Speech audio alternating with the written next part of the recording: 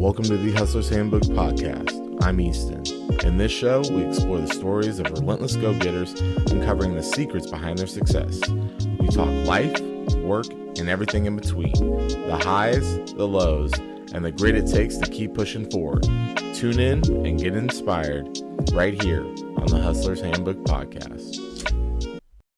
Hello, and welcome to the Hustler's Handbook Podcast. I'm your host, Easton Johnson. Our guest today is a man of many talents, from dominating the gridiron as an NFL defensive lineman to soaring the skies as a pilot. He's a father, a husband, an entrepreneur extraordinaire. He owns a thriving gym, runs a successful mortgage company, and has carved out a significant presence as a social media personality. Ladies and gentlemen, Mkristo Bruce, welcome to the show. Man, thanks for having me. Cool. Watching you, man. I'm excited to actually get on the show finally. I appreciate it, man. It means a lot having you on here. So for the people who aren't familiar with you, just give them a little bit about background about yourself. Man, it's always tough when someone asks you that, right? It's like puts you on the spot. But my name is Mkristo Bruce, go by MK. Grew up in the Renton, Washington area. 8 siblings. Met my wife in college. We got 2 kids. Now I just grab life by the horns and have fun with it. That's what's up. What led you into pursuing football at a young age, excelling in it, and then transitioning to other professions? Man, I think that question I've been asked more and more throughout the years. But when I grew up with a family. I have 8 siblings, so there just wasn't a lot in the house. Like as far as like when you woke up, you just want to be outside, right? Mm. So when it came down to playing sports, if there was any season possible, I was playing a sport, if not 2. I just wanted to be outside of the house doing something. So that's how I got into football, and then just kind of took it from there. But whether it was basketball, football, whatever it was, like I was going to try and make it in one of those. And football was the best at it, so I just kind of leaned into it. And besides having the 8 siblings, what was your motivation for pursuing and, advancing in football? Not necessarily motivation. It was just my thing was I just wanted to be playing a sport. And like during that season it was football. So I jumped to that. And then during basketball season, I was playing basketball, and then track, wrestling. I loved wrestling. If I look back at it, I wish I would have stayed in wrestling versus basketball. But they were the same season. So I chose basketball. Okay. And so in college, you played at Washington State. Had a successful time there. Give us a little insight about your time at Washington State and playing football there and just overall life. Yeah, the crazy thing about it is I always wanted to go to Wazoo. Like people always ask me because I'm from the West Side, like why didn't I choose UW or anything like that? And I just Washington State had that blue collar, like pull your bootstraps up mentality. I just loved that about it. It was just gritty. It was raw. So Mike Price offered me, I was like, auto yes. Like I didn't even entertain any other offers. It was just I was going there. So, Pullman was everything for me. I was a young kid. I got to college at 17. So I was the youngest guy on the team. Running around on my own at 17 is crazy to even look back and think about it. I got a 19-year-old. I'm like, should we be leaving him by himself? But yeah, running around campus, it was such a family hometown feel. Just definitely molded me on who I am today for sure. Mm-hmm. And so after you had, successful career in college, you played in the NFL for some time. How was that itself? And what was the differences between like college and playing in the pros? The crazy thing about so like every step you go, so little league to high school to college to the pros, there's a big talent gap, or there's a big, difference in the players that are there. So I remember going from high school to college, I've never seen somebody get hit so hard. I've never seen the size of guys that were on the team. You had your light bodies that were 6'8", 345 pounds, like these big humans I didn't see in high school. So that gap of speed and size was crazy. But then you remember going to the NFL, everybody was the best on their team, right? So you think about all over the country, there was the best guy on that team that you're going against. And, the margin of error is so small at that level versus in college. I could have misread a play, did a spin move, and came back and got a tackle. But in the pros, you misstep a play, you're on the ground, you're getting fired. Like it's such a difference, right? the expectations are higher. The sacrifices are different. It's just different. So after you were done playing, can you talk about like the transition from playing and moving on from that and pursuing other careers or choosing a different path? Yeah, I think it's, for most people, it's probably one of the most difficult transitions of your life for us athletes, because it's like all you've ever done, known, and trained for, your identity is involved in being a football player, an athlete. So as soon as it's done, it's done. Like, you're no longer that guy. You were the guy that used to play, or you were the guy that, used to do that. So I think the hardest thing is just there's no drug in the world that can touch that, that high of being on a field, a sold out Martin Stadium, third and short, and you stuff the quarterback, or you get a big sack, you get your team off. There's no drug that will ever touch that feeling on the field. So I think some players, probably lean towards that, right? Trying to find that high again. And I think, some players, it's really, really hard to know that that is a reality, that you'll never, ever feel that again, right? So for me, it was really hard because that's all I've ever known. But at the same time, it was an easy transition because, I wouldn't say it was an easy transition. I just, no matter what I did, I was going to be successful at. Like, that's just, I knew. I had a wife and a kid at the time, 2 kids when I was done playing. And the worst thing you'll ever hear, and I can even tell you a story, I got cut by Miami, and I hadn't signed a real contract yet. I was just preseason. So in Pullman, we were living off $1,000 a month, right? And then you leave, you get a little bit of change, like you're playing a little bit in the league, but you're just getting that, whatever, maybe a practice squad check or whatever. So nothing in savings that you had so far. I remember I got cut. I was rehabbing, got hurt, and I was overdrafted. And my son goes, "Dad, I'm hungry," and I was overdrafted in my account, couldn't feed him. That is the most humbling moment of my life. Like, I remember that. I was like, he will never, ever say that to me again. So that was like a light switch when I got done playing. That was like, your son's never going to be hungry again. And so do you think having that athletic background helped you transition to know that I'm going to pursue something and I'm going to be successful in it? Because I feel like a lot of times, for myself, obviously I didn't play pro, but like my identity was a football player. So I can only imagine, being at that level and then being like, okay, everybody knows MK as a professional athlete. So was it hard for you to kind of get out of that mindset and, disregard what other people think and still pursue something with 100% having that athletic background? Yeah, I think that it was hard, but, just like as a business owner now, like, I'm looking for other athletes because they know how to work with others. They know, especially if they played a team sport, they know how to set a goal and obtain it, right?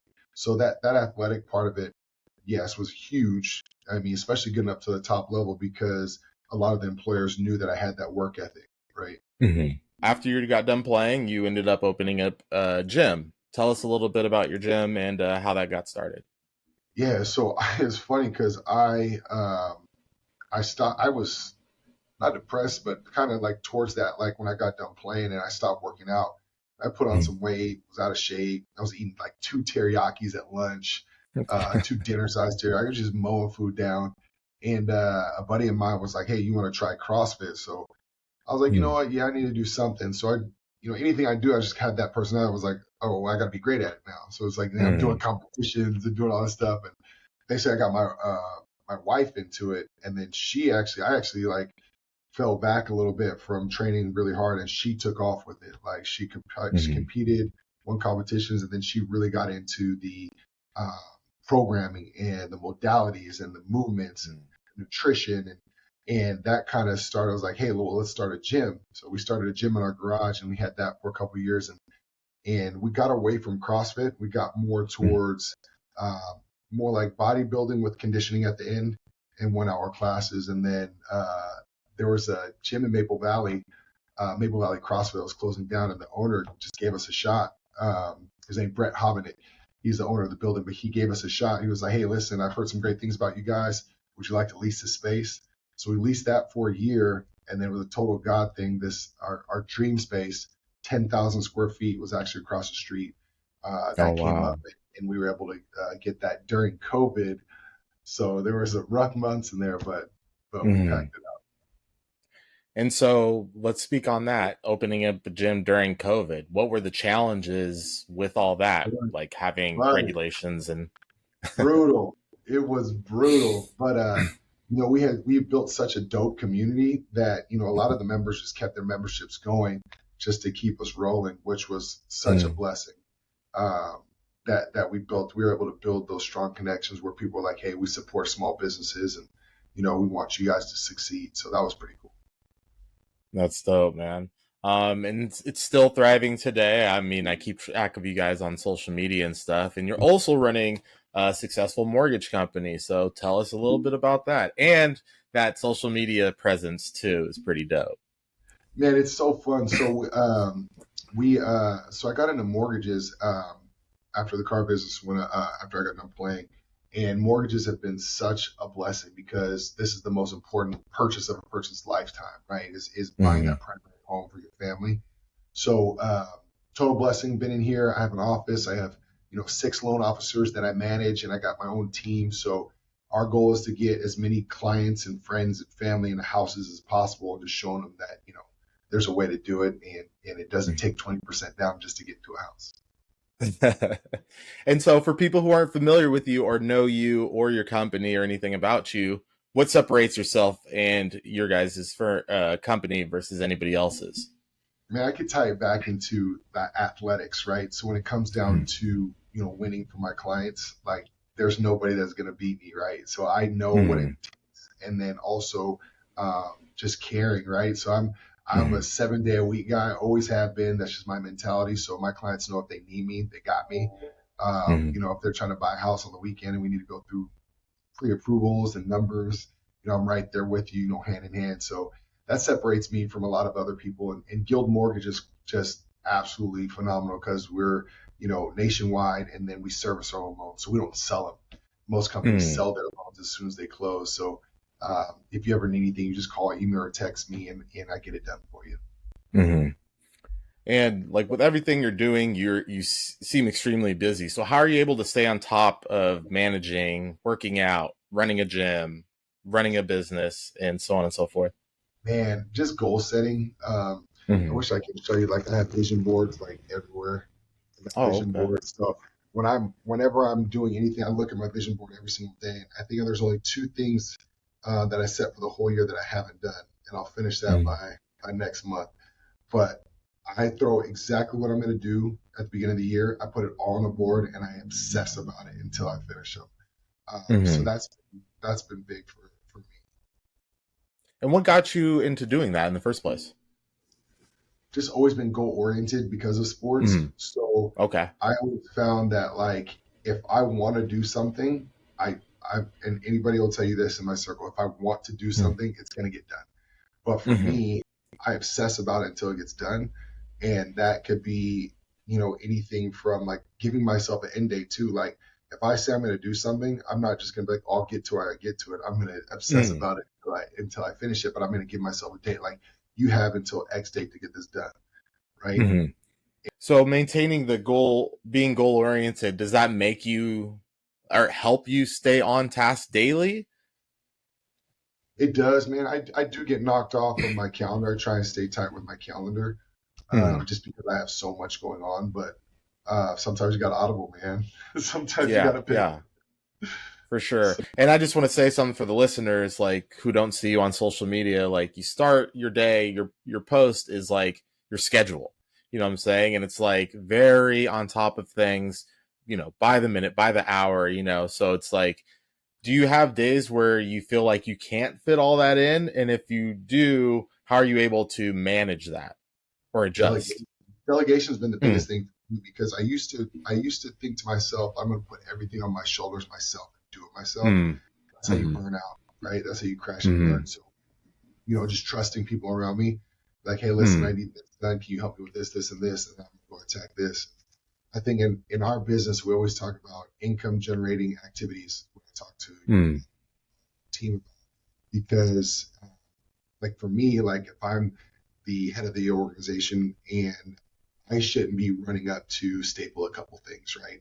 I need mm, to be mm, creating more relationships to come in, and that's going to equal out more business, right? So just whatever you're doing, you need to understand the priority of them. Like, is this an A priority or a D priority? Right? And then you try to. Yeah. So with your family also, so how are you able to manage work life and home life balance? It's been hard. It's been really hard. My wife will tell you that. But at the same time, we just crack out time, like, whether it's family dinner or, I set out to make sure that I take my daughter to school in the morning. That's our personal time, date nights. And then, my son, he's in pilot school right now. So, anytime I can fly down and fly with him or hang out with him, that's kind of cool too. That's dope. And I actually want to transition to that. A pilot, man, that's huge. So what made you want to do that, get into that, and get into flying in the sky?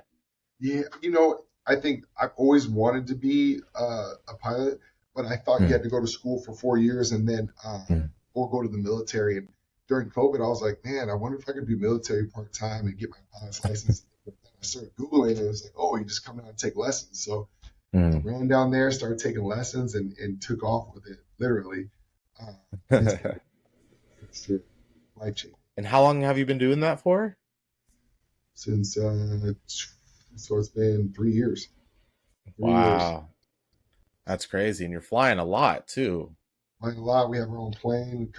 I flew across the country a couple of weeks ago and just living the life in the air. It's life-changing. Wow.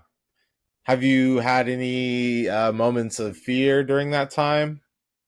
Yeah, I mean, there's been some times, but I think a lot of the training that you do is to prevent something bad from happening, or when you get into a bad situation, how to get out of it.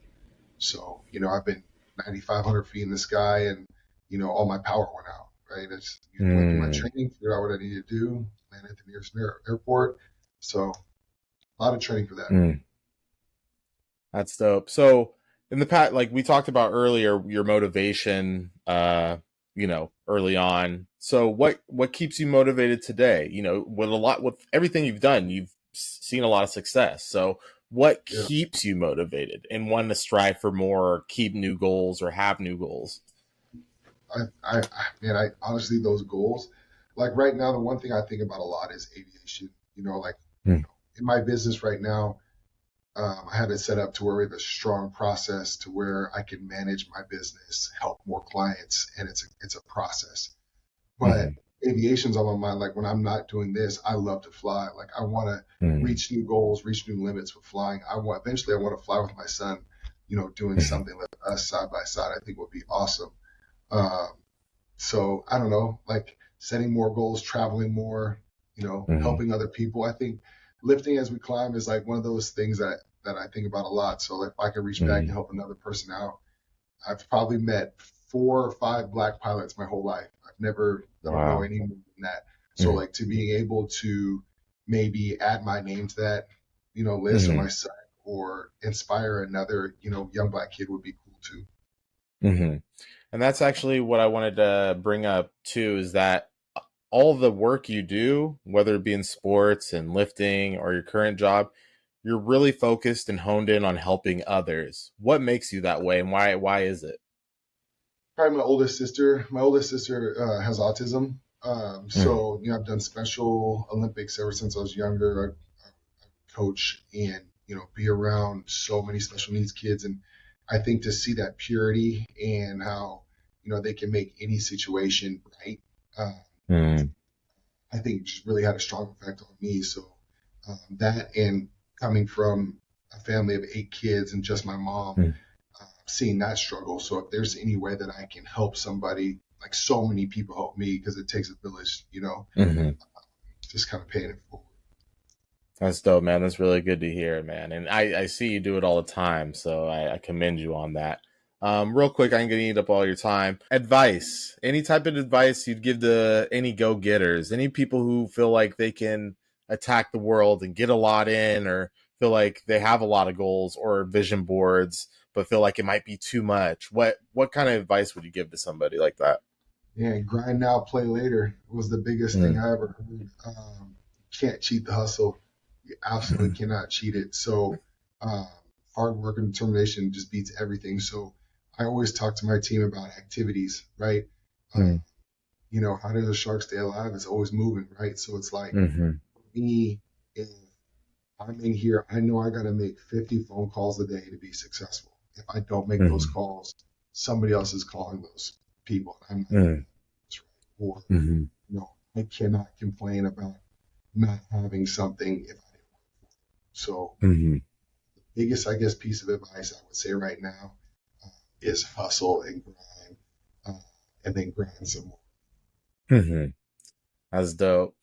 So people who aren't familiar with you, again, where can they find you? What social media outlets can they reach out to you if they need to?